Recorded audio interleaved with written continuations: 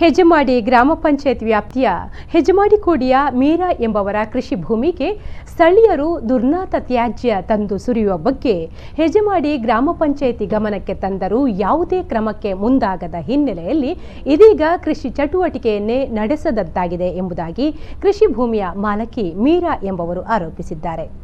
ಮಳೆ ನೀರು ಹರಿದು ಹೋಗುವ ಚರಂಡಿಗೆ ಸ್ಥಳೀಯ ನಿವಾಸಿಗಳು ತಮ್ಮ ನಿತ್ಯ ಬಳಕೆಯ ಸಹಿತ ಶೌಚಾಲಯದ ನೀರುಗಳನ್ನು ಬಿಡುವುದರಿಂದ ಕೃಷಿಗೆ ಬಹಳಷ್ಟು ಹಾನಿಯಾಗುತ್ತಿರುವುದಲ್ಲದೆ ಹಸುಗಳು ಕೂಡ ಈ ಭಾಗದ ಹುಲ್ಲುಗಳನ್ನು ತಿನ್ನದ ಸ್ಥಿತಿ ನಿರ್ಮಾಣವಾಗಿದೆ ಎನ್ನುತ್ತಾರೆ.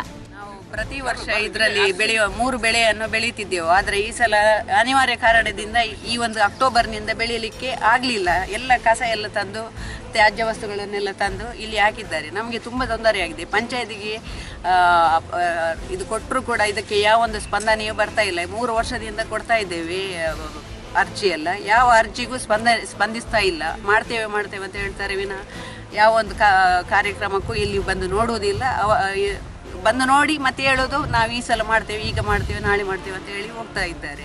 ಅದು ಅಲ್ಲದೆ ನಮಗೆ ಕೃಷಿ ಭೂಮಿಯದು ಮಳೆಗಾಲದ ನೀರು ಹರಿಯಲಿಕ್ಕೆ ಅಂತ ಇರುವಂಥ ತೋಡಿನದ್ದು ಕೂಡ ಕೆಲಸ ಎಲ್ಲ ನಾವೇ ಸ್ವತಃ ಮಾಡ್ತಿದ್ದೆವು. ಈಗ ಎಲ್ಲ ಅದಕ್ಕೆ ಎಲ್ಲ ಮನೆಯೆಲ್ಲ ಕಟ್ಟಿ ಅದಕ್ಕೆ ತ್ಯಾಜ್ಯ ನೀರನ್ನು ತೋಡಿಗೆ ಬಿಡ್ತಾ ಇದ್ದಾರೆ. ಅದು ಕೂಡ ನಮಗೆ ನೀರು ಹೋಗಲಿಕ್ಕೆ ಮಳೆ ನೀರು ಹೋಗಲಿಕ್ಕೆ ಆಗದೆ ಎಲ್ಲ ಗದ್ದೆಗೆ ಬಿದ್ದು ನಮಗೆ ಕೃಷಿ ಮಾಡಲಿಕ್ಕೆ ತೊಂದರೆ ಆಗ್ತದೆ. ಮತ್ತು ವಾಸನೆ ಎಲ್ಲ ಬರ್ತದೆ ತೋಡನ್ನು ಕ್ಲೀನ್ ಮಾಡುವಂತೆ.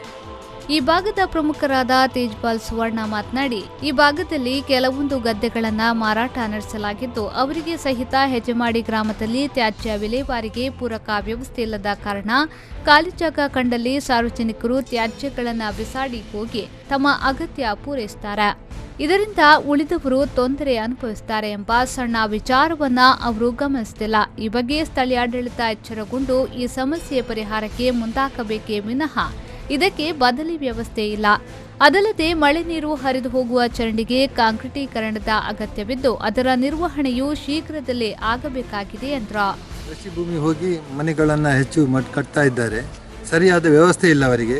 ಅವರ ಮನೆಯ ಕೊಳಚೆ ನೀರು ಅಥವಾ ಇನ್ನಿತರ ಏನೋ ಬಿಸಾಡುವಂಥ ತ್ಯಾಜ್ಯಗಳು, ಮನೆಯ ತ್ಯಾಜ್ಯಗಳು, ಅದನ್ನು ಎಲ್ಲಿ ವಿಲೇವಾರಿ ಮಾಡುವಂಥ ಒಂದು ವ್ಯವಸ್ಥೆ ಇಲ್ಲ.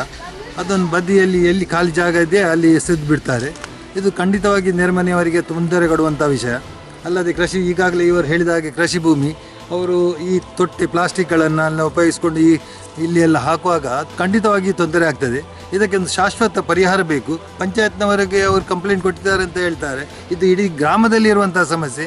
ಎಲ್ಲಿ ಖಾಲಿ ಜಾಗ ಇದೆಯೋ ಅಲ್ಲಿ ತಮ್ಮ ಮನೆಯ ಕಸನ್ನು ಅಲ್ಲಿ ಬಿಸಾಡಿ ತಾವು ಸೇಫ್ ಆಗಿರ್ತಾರೆ. ಬೇರೆಯವರಿಗೆ ತೊಂದರೆ ಆದರೂ ಅದರ ಬಗ್ಗೆ ಅವರ ಗಮನ ಹೋಗುವುದಿಲ್ಲ. ಇದಕ್ಕೆ ಯಾವ ರೀತಿ ನಮ್ಮ ಪಂಚಾಯತ್ನವರು ಕ್ರಮ ತೆಗೆದುಕೊಳ್ತಾರೆ ಎಂದು ಈ ಸಂದರ್ಭ ಸ್ಥಳೀಯ 10 ಮಂದಿ ಜೊತೆಗಿದ್ರು.